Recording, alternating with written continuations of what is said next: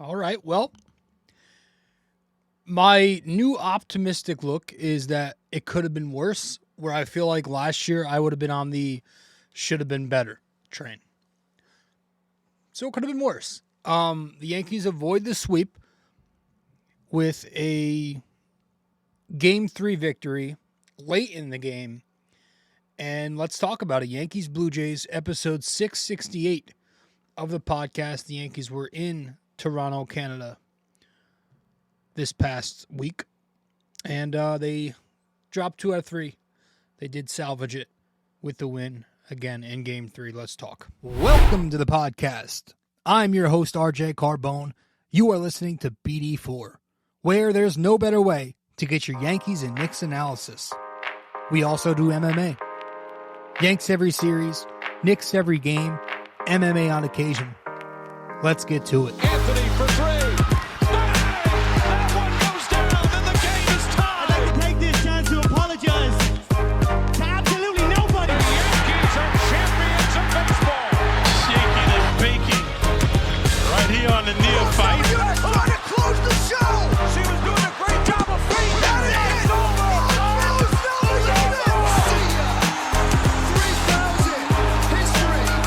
Coming up, so KP, don't you regret not coming to the net?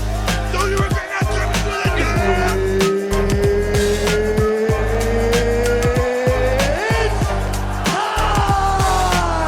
Game over. World Series over. Yankees win. The Yankees win. Gonna miss you, John. I'm going to miss you. All right, let's get it. Episode 668 of the podcast. Welcome to BD4. Thanks for tuning in. I'm your host, RJ Carbone. And you are, again, listening to episode 668 of BD4, where there's no better way to get your Yankees and Knicks analysis. We also do MMA. Yanks every series, Knicks every game, and MMA on occasion. Try my best to find the time to get a UFC 300 episode out. Maybe I can have a guest or two on if I do find the time this weekend. Maybe it'll be next weekend, but we're going to have something hopefully soon. Doing New York Yankees, though, in this episode, man, because, well, that's what we do every series, right? So welcome to the show. I appreciate you tuning in. And the Yanks dropped 2 out of 3 to the Blue Jays. They avoid the sweep, so that's good. They go 13-6. They are now 13-6 overall on the season. Before we start talking about the series itself, let me just take a sip here.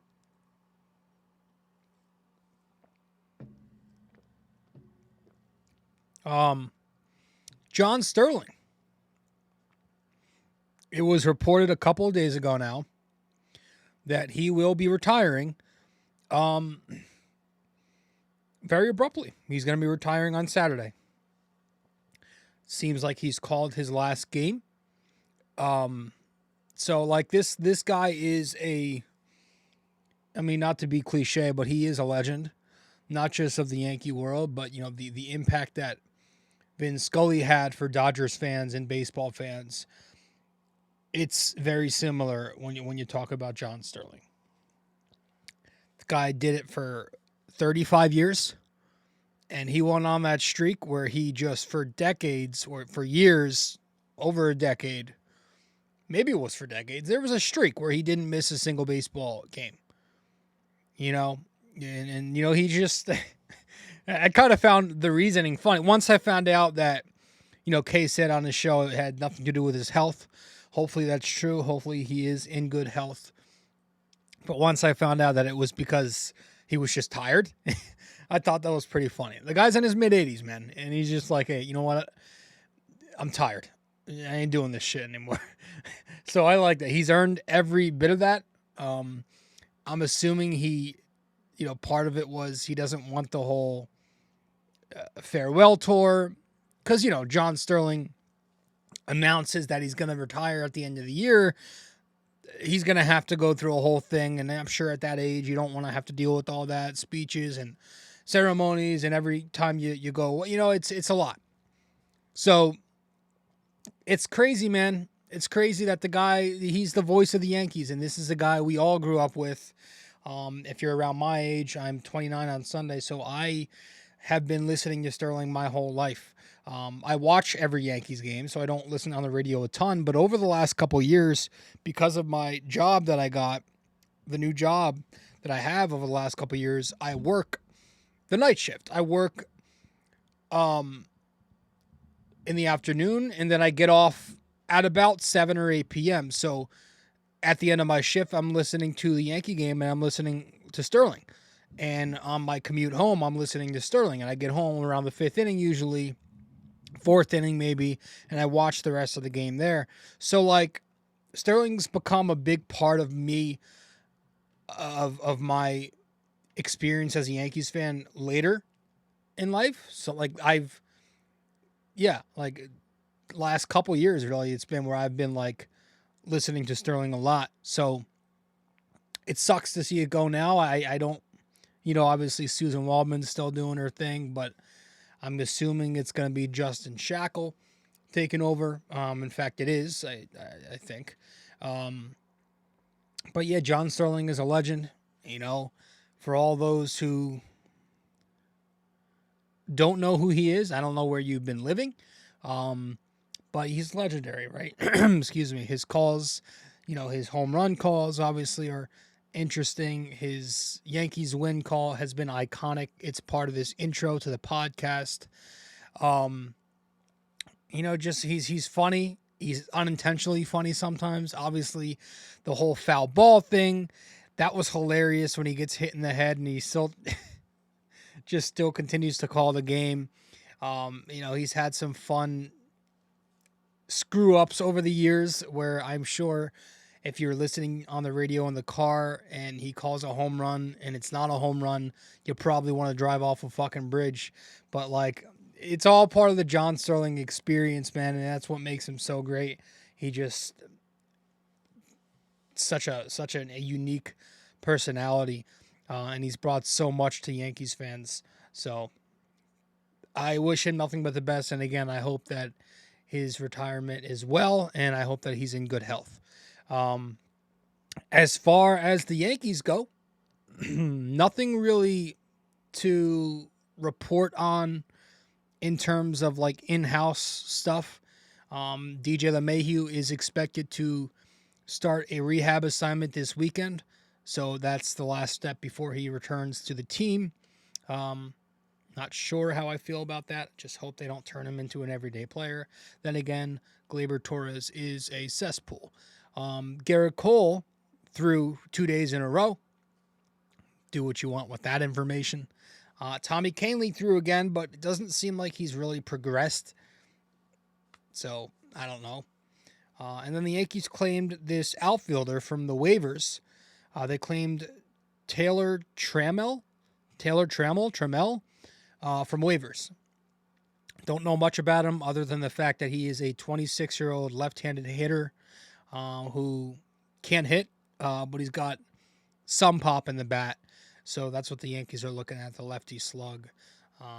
Not much of an MLB track record. Played a few seasons with Seattle, and I think played a few games with the Dodgers this season already.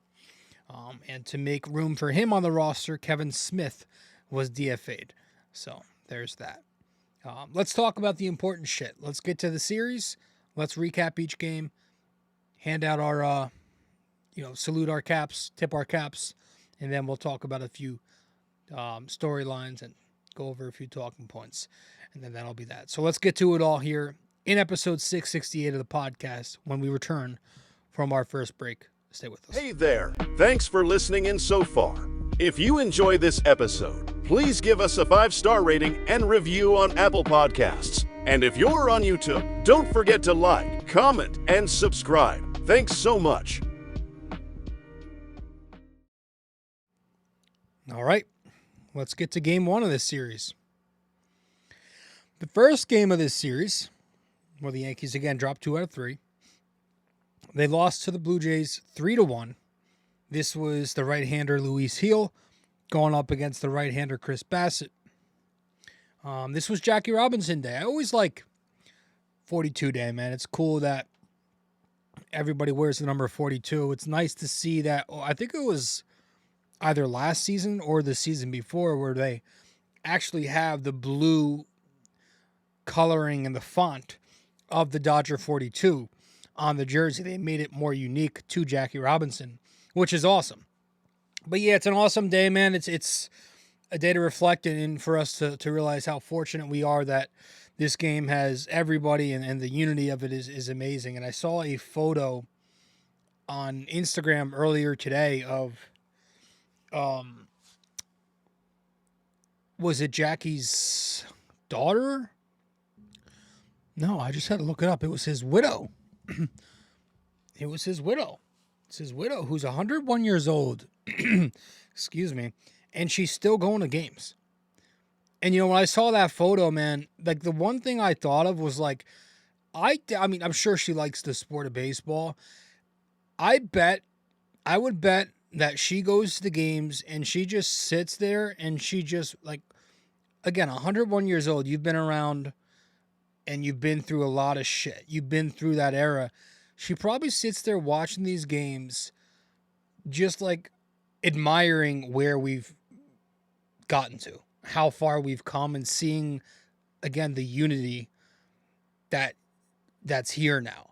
I can imagine just like as a 101-year-old human being going through all that shit and having to deal with all that and just being the widow of Jackie Robinson. She's watching these games with a completely different view of the average baseball fan and any baseball fan, but she's watching it just like at peace. I don't know how to explain it. It's going to sound weird probably once I drop this recording, but like, I just feel like she watches this and she's just like, wow, how far have we come? And it's awesome. So this was Jackie Robinson Day. Again, the Yankees lose 3-1. Heel versus Bassett. Top of the second inning, you got the Oswaldo Cabrera RBI single to put the Yanks up 1-0. But in the bottom of the second, the Jays answer back when it's IKF with a walk that scores a run. Then you got the Luis Heel wild pitch to Springer. We'll talk about Heel's outing. It's 2-1.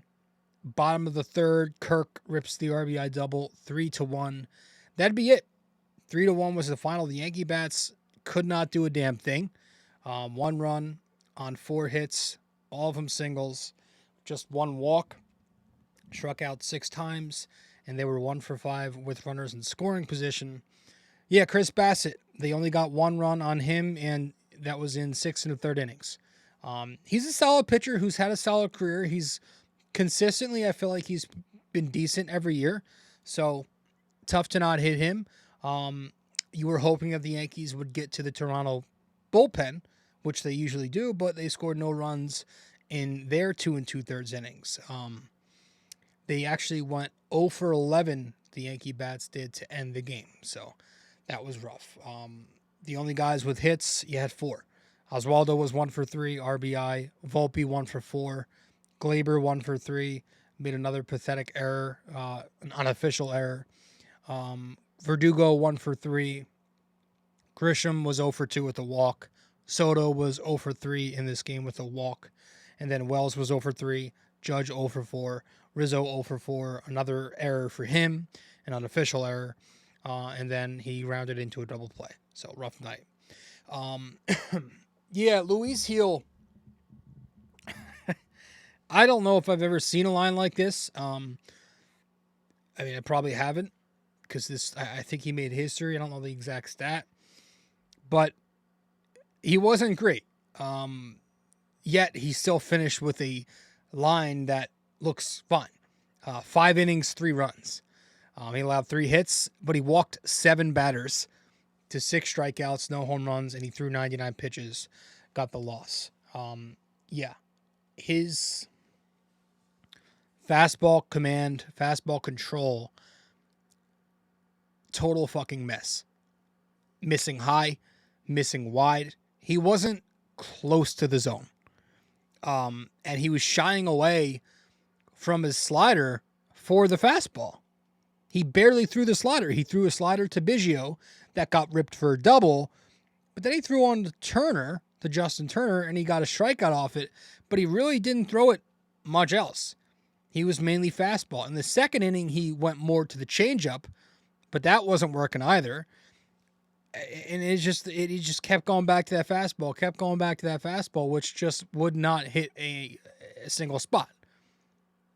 And I think that's becoming a mental thing with him, because you can go back to his last start when Angel Hernandez was behind the dish.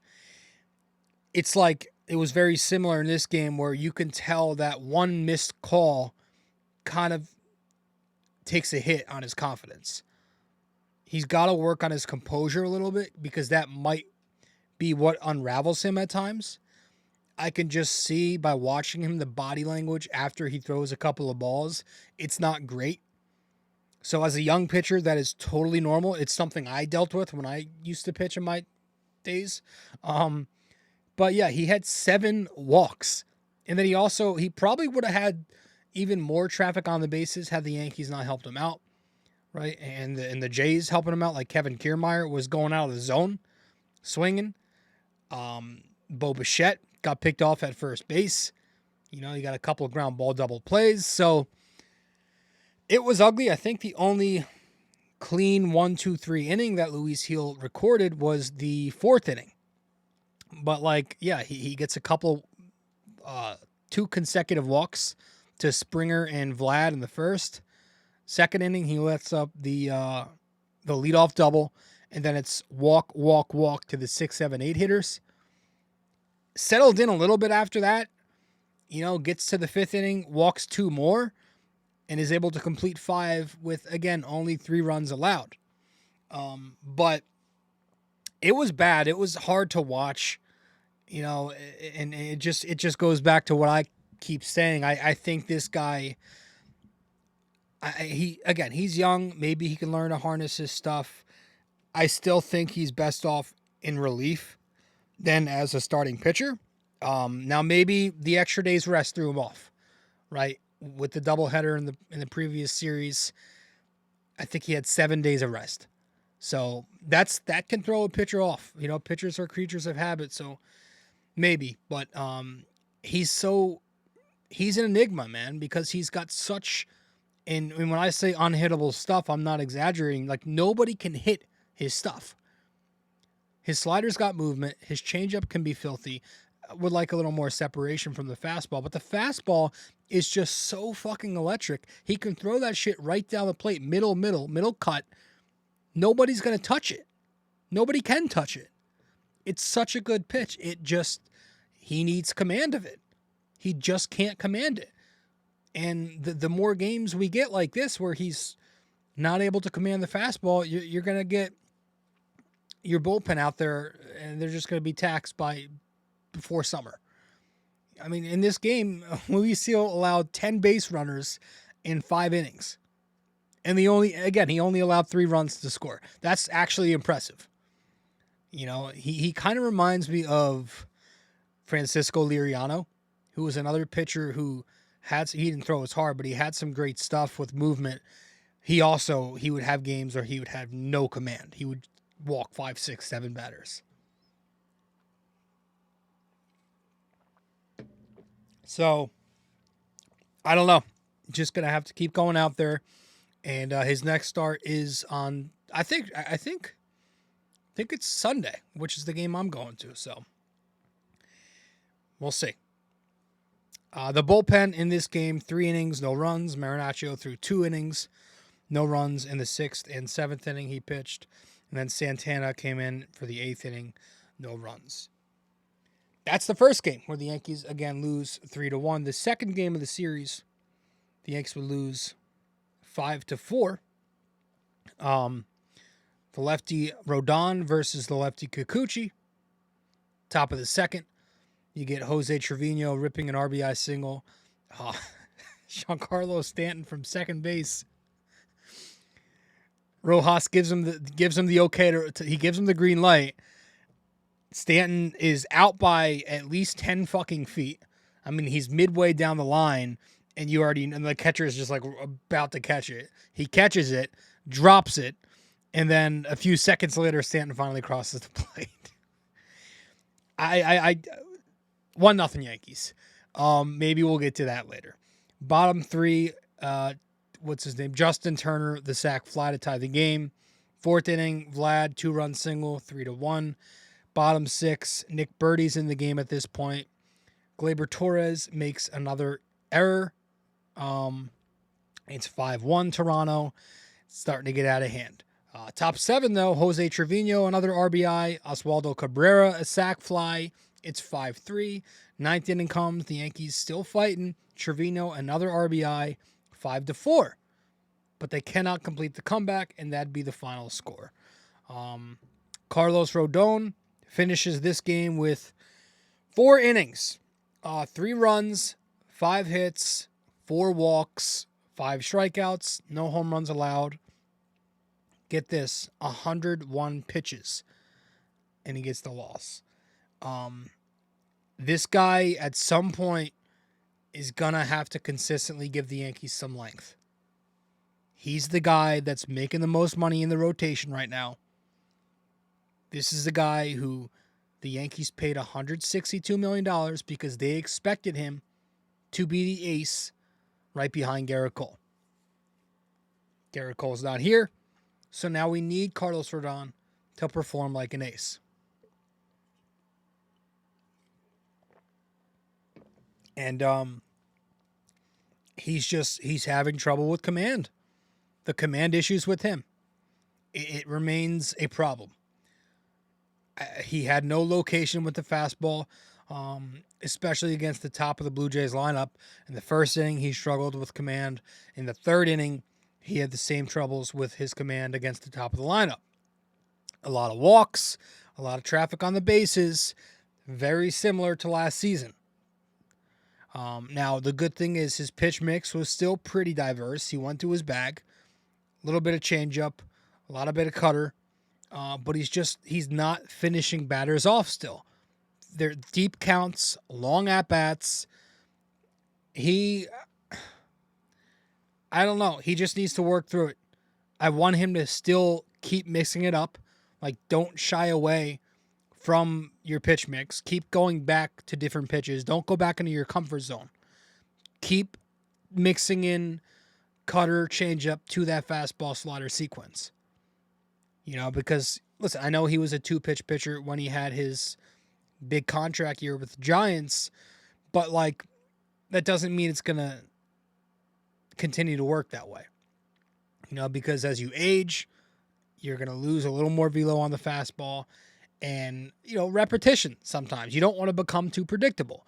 You want to, I think that's important to mix it in because he also pitched in an entirely different league. He went from Chicago, the White Sox, to the Giants. So those hitters didn't see what he had.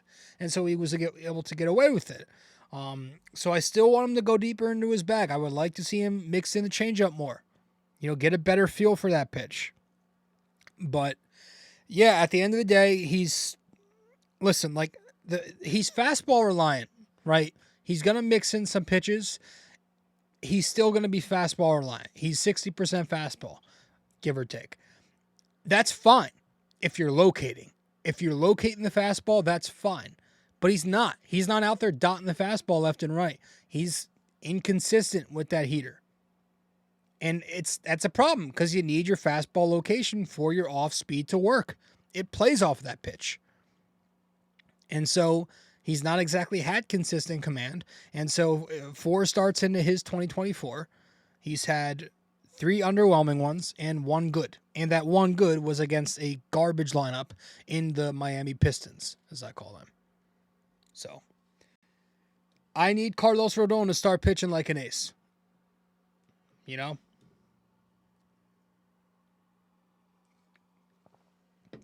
His ERA jumped to 3.66, I think it is.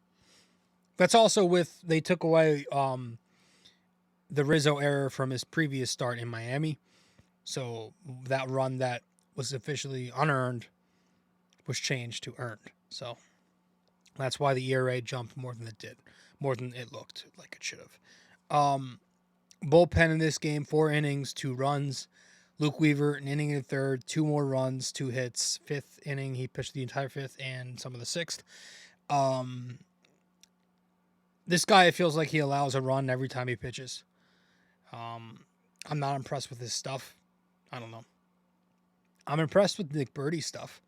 I thought Birdie looked okay. Inning and 2/3, no runs, couple walks, 3 hits, but he's got good stuff, and I think he's a guy who could be a weapon for the Yankees. He pitched the 6th and 7th, and then Gonzalez got the 8th. No runs, a walk. The bats in this game, game 2, 4 runs on 6 hits, 3 extra base hits, 2 walks, 10 strikeouts. They were 1 for 7 with runners in scoring position. Against Yusei Kikuchi, they scored just 1 run on him in 6 innings. This guy's a good pitcher, man. I know he's had some inconsistency so far in his career, but I think the last season, now this season, he might have found something, and he might be turning into the guy that the Blue Jays initially thought they were getting. He's good. The Yankees can't solve him. He's got a very good curveball, so he's able to neutralize Yankee lefties. He hides the ball very well when he's lefty on lefty. It's hard to pick that up. He's tough. The Toronto pen, they got to them. The Yankees scored 3 runs on the bullpen in 3 innings. Verdugo was 2 for 4 with a couple doubles. Trevino 1 for 4. He had all 3 RBIs in this game. Did he? No, he had 3 RBIs. Oswaldo had the other RBI. He was 1 for 3 with a double. Soto and Stanton 1 for 4. Glaber 0 for 1, couple walks, hit by a pitch. More pathetic defense twice. He has the mistake throw to third base, which he probably shouldn't have threw that ball. And then later he makes the error on that stolen base where it pops out of his glove. So, Volpe was 0 for 4, Golden Sombrero, 4 strikeouts. Judge 0 for 4, Rizzo 0 for 4. That's game 2. Let's get to game 3. More exciting game. 6-4 win in game 3 for the Yankees. This was Marcus Stroman going up against Kevin Gausman, 2 righties. Last time the Yankees got to Gausman. This game, not as much. Bottom second, Varsho, 2-run home run off of a 1-2 count sinker from Stroman. It's 2-0. Top of the 5th inning, Soto rips an RBI double, 2-1. Bottom 7 was the next score when Varsho gets his 2nd home run on the game on a cutter away from Ferguson, solo shot, and then Bichette with the sac fly off Ian Hamilton after that to make it 4-1. Top of the 8th, Juan Soto gets the Yankees started with a solo home run off a heater, and it's 4-2. 9th inning comes. You get the Giancarlo Stanton leadoff home run off of Swanson. That one traveled deep. Then you get Jose Trevino pinch hitting, and he picks up an RBI infield single off of the left-hander Mesa. We'll talk about that. Then Toronto manager Schneider chooses to pitch around Juan Soto to face Aaron Judge. And he also stuck with the lefty pitcher over going to one of his righties, and let's say Bowden. So he goes lefty on righty with Judge. He chooses to pitch around Soto to get to Judge, stays with a lefty on him, and then Judge, I forget what the count was, but he gets a sinker low and in, and he rips a 2-run base hit down the line. And that makes it 6-4. Bottom 9 comes. You got Clay Holmes in, gets 2 outs. There's a runner on second base, I think. Vlad hits one up the middle. Volpe makes an excellent play, stabs at the ball, picks it, spins, throws to first, and gets flat out by about, 20 feet. That felt good seeing that. So Holmes gets the save. Talk about Stroman later. 3 2/3 innings, 2 runs for the pen. Ferguson, 1 inning, 2 runs. Hamilton, 1 1/3, no runs. Gonzalez, a third of an inning, no runs, got the win. And then Holmes, an inning, a hit, a run, no runs, and the save. The bats, 6 runs on 11 hits, 5 of them extra base hits, 4 walks, 11 strikeouts, 3 double plays hit into, and then they were 3 for 11 with runners in scoring position. Versus Gaussman, only 1 run in 5 innings. And then versus the Toronto Pen, again, they're getting to them, 5 runs in 4 innings. Soto was 3 for 5, double, homer, 2 walks, 2 RBIs. Oswaldo, 2 for 4, double. Stanton, 1 for 3, home run, walk, RBI. Verdugo, 1 for 4, double. Judge, 1 for 5, 2 RBIs. Glaber was 1 for 4. Rizzo, 1 of 5. Wells, 0 for 2 at a walk. Volpe, 0 for 5. He had a tough series. Trevino, 1 for 1 with the RBI. That was a decision I thought was interesting and I was cool with. Late in the game there, Jose Trevino choosing to pinch hit over Austin Wells, which it was a right-handed pitcher on the mound when Boone made that decision. Then he went to a lefty after Boone had opted for Trevino. So Aaron Boone chose to go with the hot hand here in this situation over going with the matchup advantage. Could have went lefty on righty, ended up going righty on righty because Jose Trevino has been hitting. I actually like that move. I was talking to my brother during this, and I was talking to him before we even got to that decision. I'm asking him, I'm like, do you think they're going to go Trevino here because Wells hasn't hit for shit? And he's like, you know what? You might have to.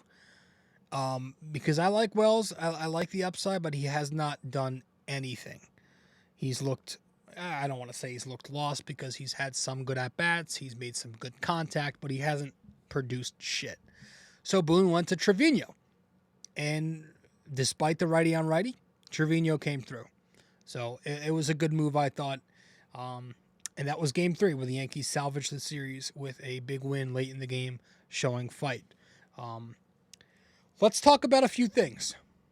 All right, so let's get to a few topics as soon as we return here from our second break here on episode 668 of BD4. Stay with us. Lots to talk about. Be right back. You can follow us on social media as well. On Instagram, we're at BD4Pod and at Rob J. Carbone. On X, we're at BD4Pod and at RJCBD4. And on Facebook, we're BD4.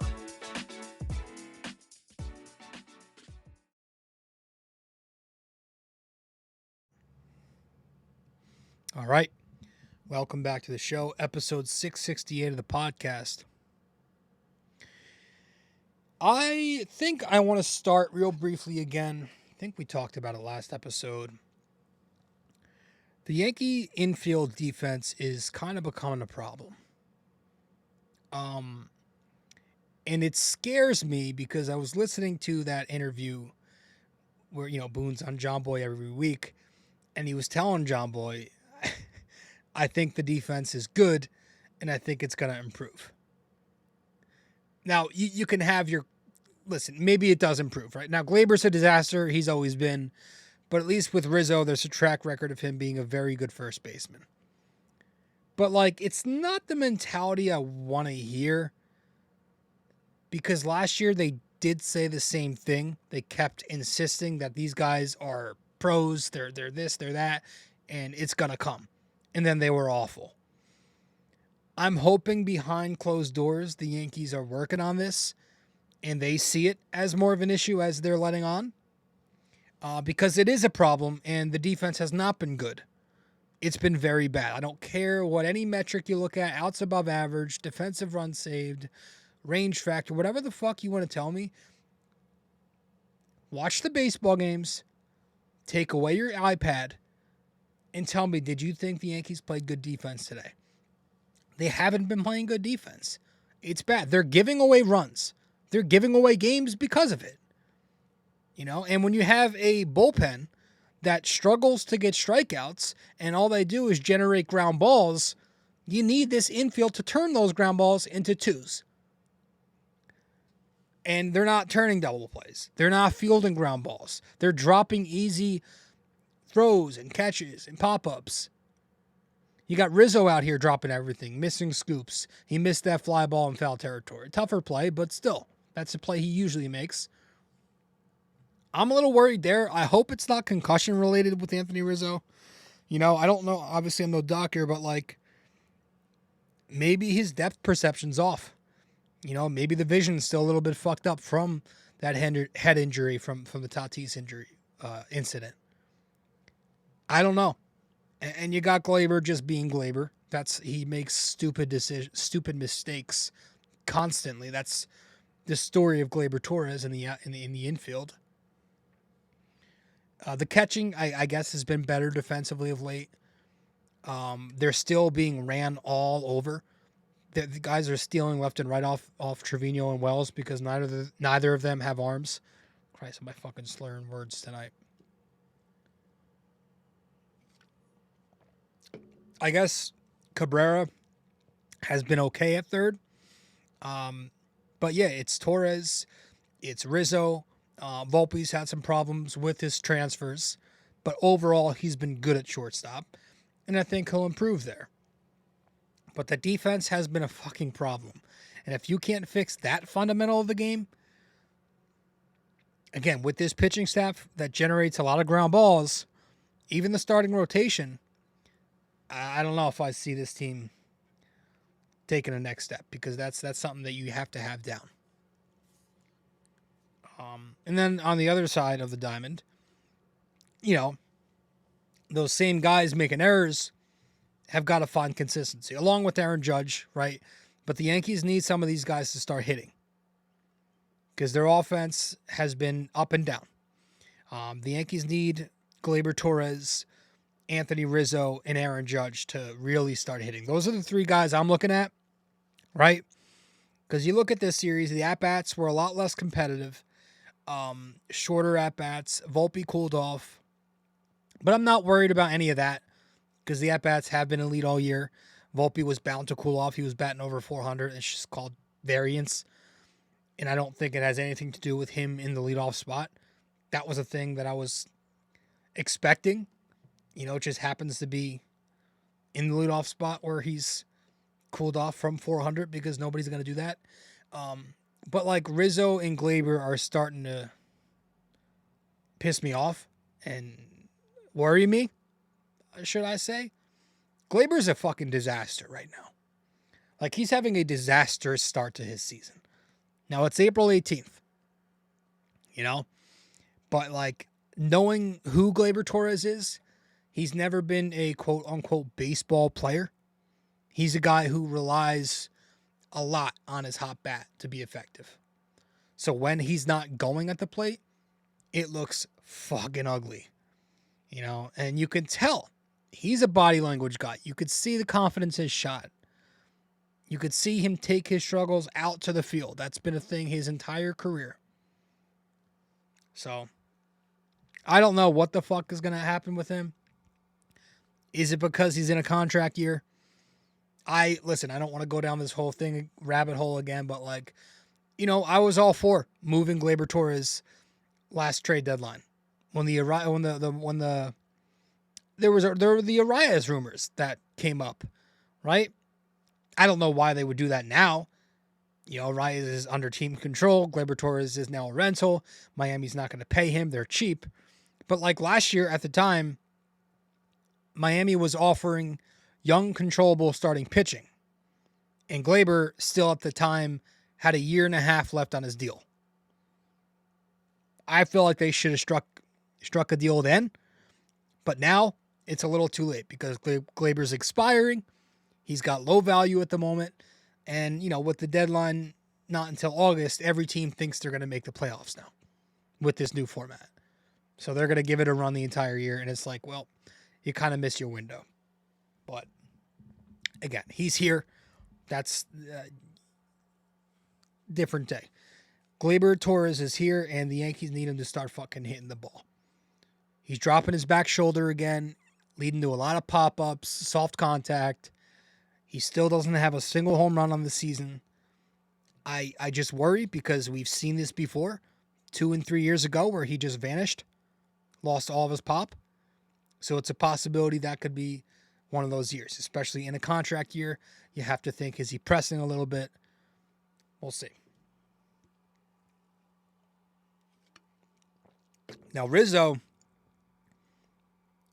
a little more concerning because he's older and he's coming off that concussion. Again, I'm hoping that's not affecting it, but it doesn't seem like he's got any pop left in his bat.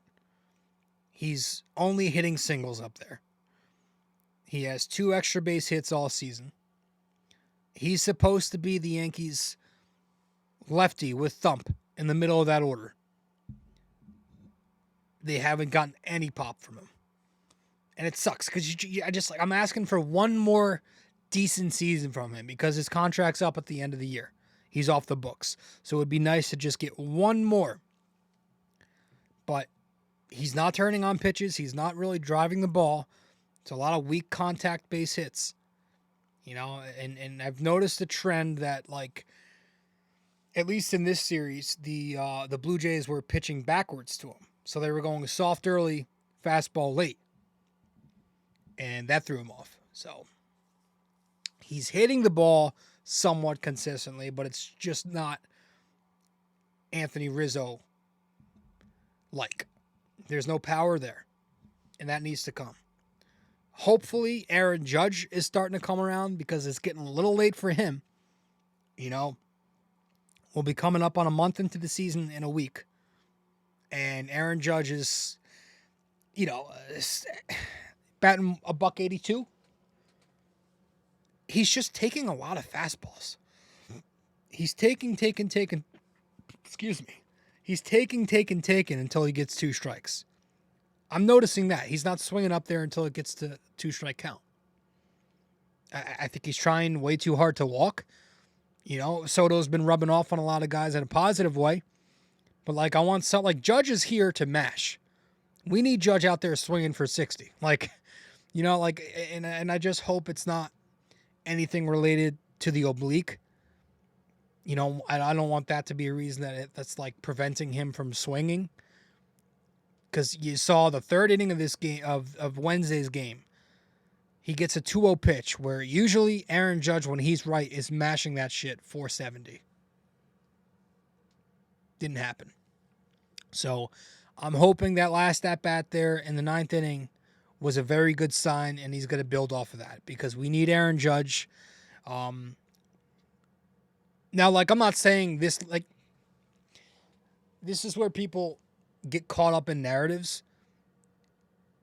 The Yankee lineup isn't like it was last year. They're not going where Aaron Judge goes. They haven't produced a ton, and Aaron Judge hasn't produced a ton, but also it's been other guys around Judge, which is why it's been so lackluster. It's been Judge, him. It's not just Aaron Judge. And the good thing is this lineup, for as much as it's been inconsistent, they're still top 10, borderline top 10 in a lot of offensive categories. So my ask entering the year, my expectation was that this lineup would produce a top 7 offense. So I'm hoping, as the weather starts to warm, that they really start hitting. But it's let's go. Hopefully this is it. Because there's no way that a lineup like this on paper should not produce top 7 offense. There's no excuse for that. And I don't care that they've saw some good pitching so far. It's supposed to be the opposite way around. They're supposed to mash that good pitching, and that, opposing pitchers are supposed to say, well, we faced a good lineup. That's the way it should be. That's how good this lineup is supposed to be on paper. They're supposed to produce a lot more. So it starts with Judge, but you also need Rizzo. You also need Torres to be effective too. Now, the catchers aren't hitting right now. I don't expect them to. I don't expect a lot from catcher. Nobody should. Trevino has been better. He's 6 for 12. in his last 4 games with 5 RBIs, a home run, a walk. That's nice. Wells hasn't hit a lick. It'd be nice to get some production from him. Verdugo's been coming around slowly but surely, right? The at-bats are good. He's been coming through late in games. The doubles are there. That's what a lot of us asked for. And his numbers right now on the season are right on cue with his career numbers. Outside of the 240 batting average, the OPS is there. The OPS plus is a 100. That's where he's been. Like, he's doing what Verdugo did with Boston.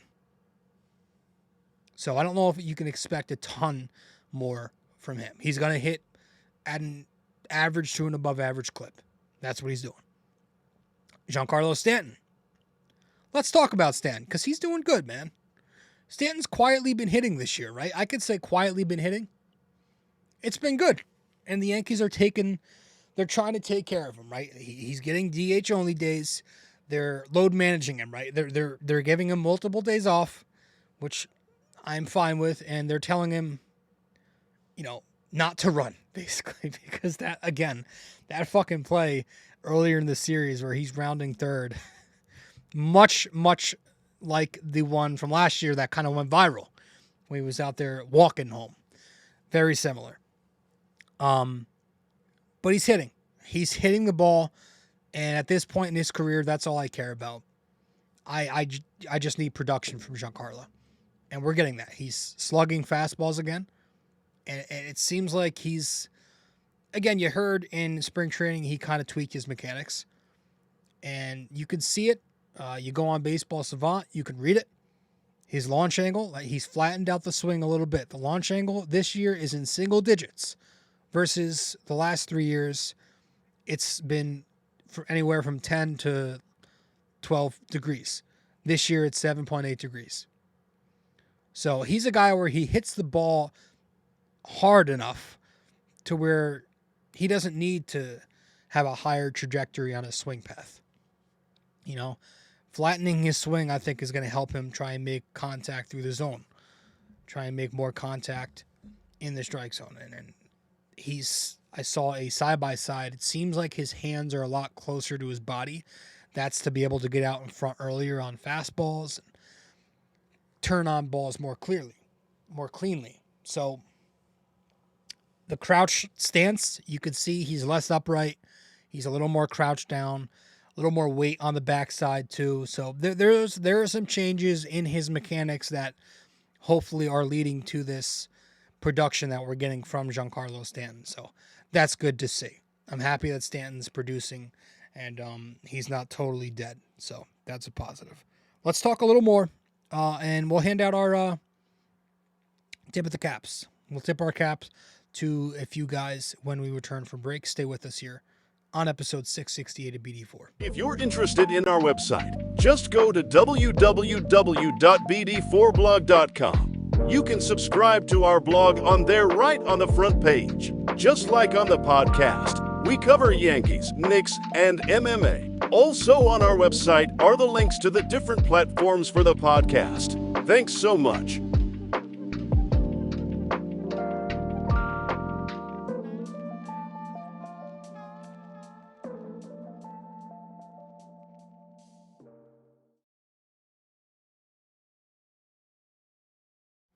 Okay, welcome back to the show, episode 668 of the podcast, episode 668. Whoops. Let's tip our caps. We'll start in the rotation. Let's do that.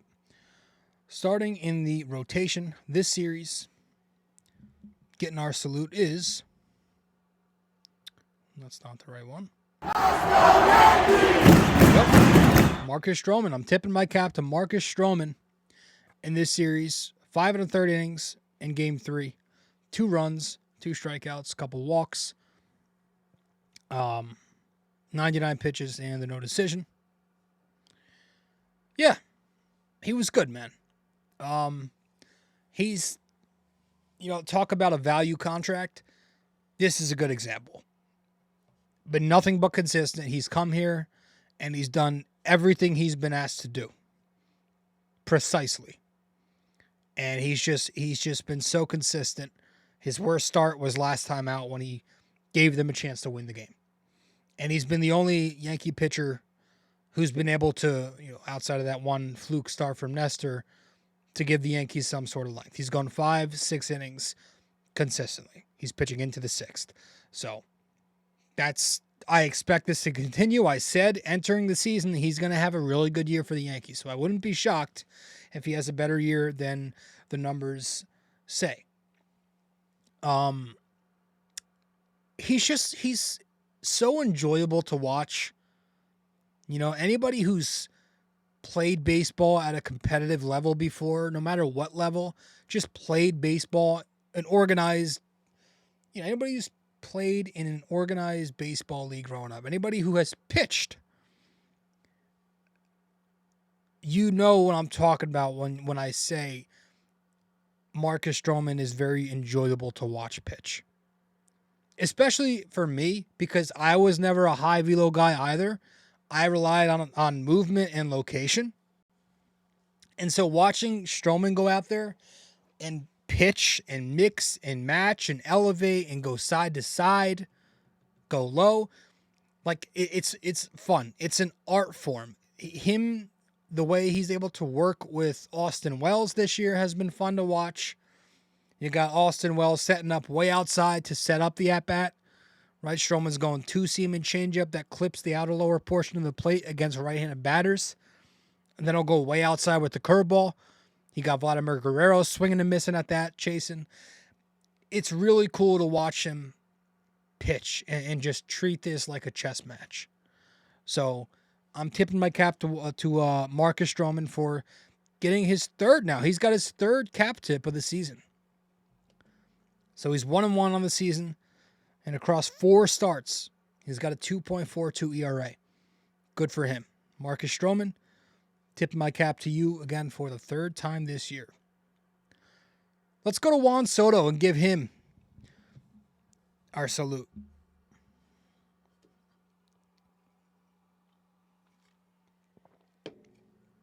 Juan Soto, tipping my cap to him. 4 for 10 this series. Batted .400 with a 1339 OPS in the series. A double, a home run, 2 RBIs, 3 walks, 1 strikeout, 1 run scored, 18 total bases. What else is there to say? He's been awesome. Again, him too. That's the 3rd time I'm tipping my cap to him this season. He is so cool, man. It's must-watch TV when Juan Soto's in the box. He's got so much confidence when he's in the batter's box. It's like he fucking owns the place. I mean, if you watch this guy and you had no idea how old he was, you would watch him and you'd think he'd be a seasoned vet. He is so much more mature as a hitter than any other 25-year-old I've ever seen. Just the professional at-bats, the competitive at-bats, right? I mean, he's up there toying with pitchers, laughing, mocking them, telling umpires how to do their job. He's got this little thing with umps where he's always talking to them. He's like, well, you're not, I know better than you. I know the zone, but I'll let you take that one. Like, he's such, like, talk about maturity. He's up there playing chess in the batter's box. Like, he's intentionally taking pitches to get the pitcher thinking, like, oh, okay. But, like, he's doing things on purpose to set you up. It's insane. And he's like, again, the man got intentionally walked to get to Aaron Judge on Wednesday. That's insane. So, like, the Yankees, they feed off it, man. The fight they've been showing late in games this season, even in some of their losses, I don't think that's a coincidence. I think Juan Soto has a lot to do with that. They're watching every at-bat of his closely. And he's worth every penny, by the way. He's worth every penny and then some. I saw a tweet on the old X. And I couldn't believe what I saw. It's something along the lines of, I know Juan's got good numbers, but I don't think he's worth 600. First of all, when your numbers are this efficient, there is no, I know his numbers are good, but it ends there. Because his numbers on the year, let's see if I can pull them up, just fucking absurd. Here we are. He's batting in 19 games, 352, with a 478 on base, 17 RBIs, 18 walks, 11 strikeouts in 19 games, four doubles, 4 home runs. The OPS sits at 1055. That's pretty fucking valuable to me. Like, and it's like, it's the things that you might not see if you're not watching as a student of the game. If you're just watching casually, you might feel differently. But if you watch closely to his at-bats, you see the value. You know what I'm talking about. You see, oh, I get it. You know? And like, you need to have known who Juan Soto was before the Yankees got him. Because, like, if you're one of those people who are critiquing Sal Licata that he's taking too many pitches, which I knew that was going to come at some point from people, this is who he is. The man, listen, anything to get on base, I'm for. You know, I'm all Moneyball. Like, the third inning on Wednesday, he takes a heater right down the pipe on a 1-0 count. I get that. I get how it can be annoying at times, but why does it matter when he's... You know what I think it is? I think it's the fact that Aaron Judge isn't hitting behind him yet, and so once Judge does start to take off, hopefully he does, people aren't even going to think about this shit. They're not even going to think to complain about Juan Soto taking pitches. You also got to remember, just because he looks like a seasoned vet, it doesn't mean he is. He's still growing. He's still developing. The guy is 25 years old. His prime isn't even close to here yet.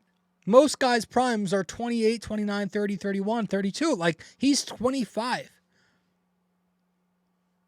So, it's crazy.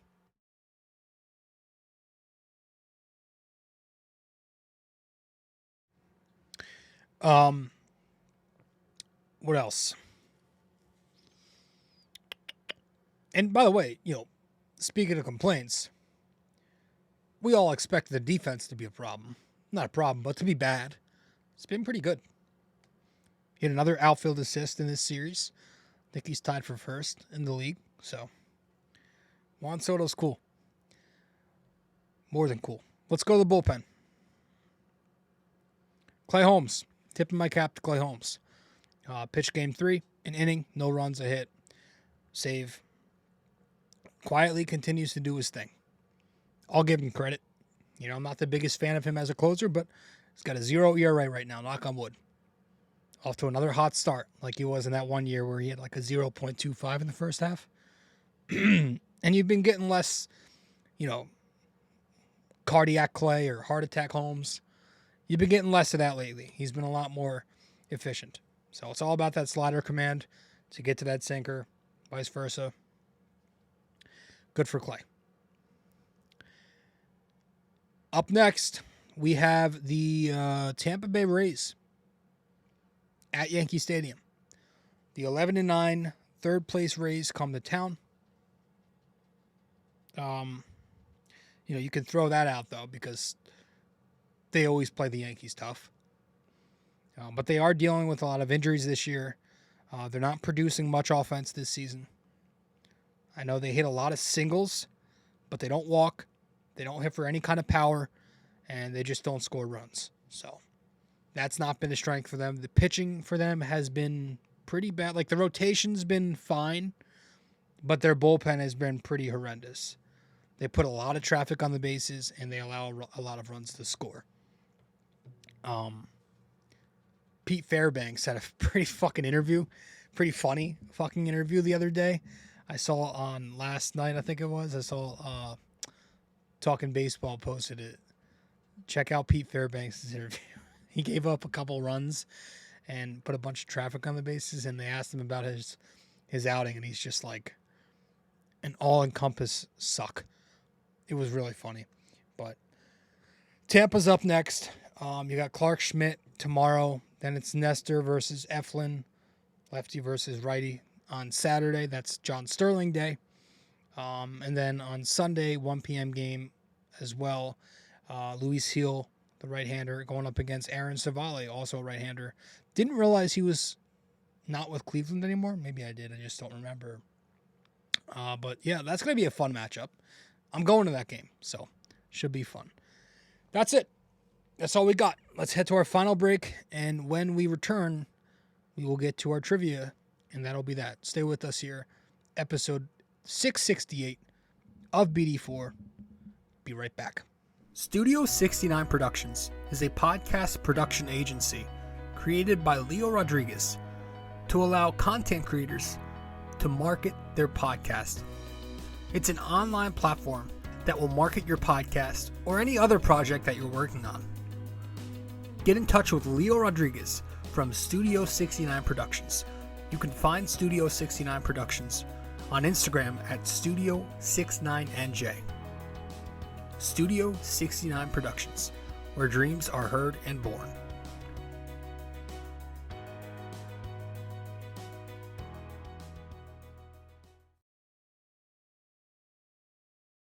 Thanks for listening to BD4, where there is no better way to get your Yankees and Knicks analysis. We also do MMA, Yanks every series, Knicks every game, and MMA on occasion.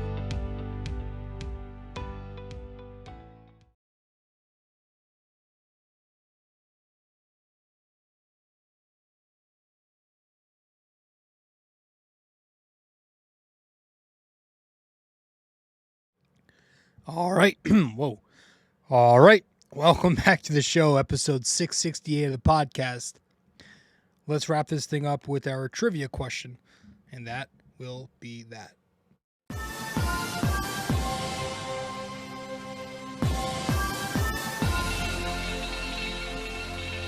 Okay. For this episode 668 of BD4, our NYY NYK MMA trivia question of the day is: against which team did Maris hit the most home runs in 1961 when he broke Ruth's record? Washington, Detroit, or Chicago? All right. Against which team did Maris hit the most home runs in 1961 when he broke Ruth's record?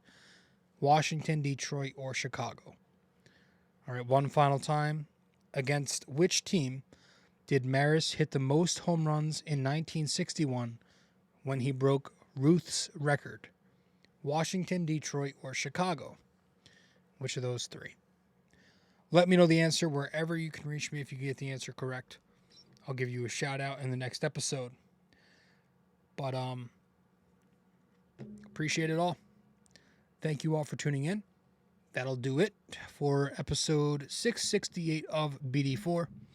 I'm your host, RJ, and I will see you in 669, which, unless we can get to a UFC episode, most likely 669 will be Yankees. Will be Knicks Sixers Game 1. We'll be recapping that game.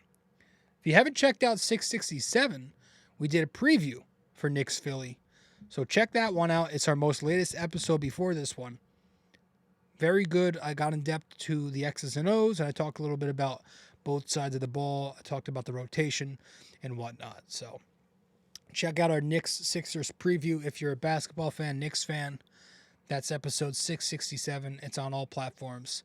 But as for this one, 668, I appreciate you all, and I'll see you in the next show. Later. This episode was brought to you by Anchor. Hey there! If you stayed the entire way through, we thank you immensely for it. We hope you enjoyed this podcast and that you come back for the next episode real soon. Don't forget to like, subscribe, comment, download these episodes, and share them with your friends as well. BD4 is a 5-star podcast simply because of you, and we'd like to keep it that way. Have a wonderful day. Go Yankees, and go Knicks!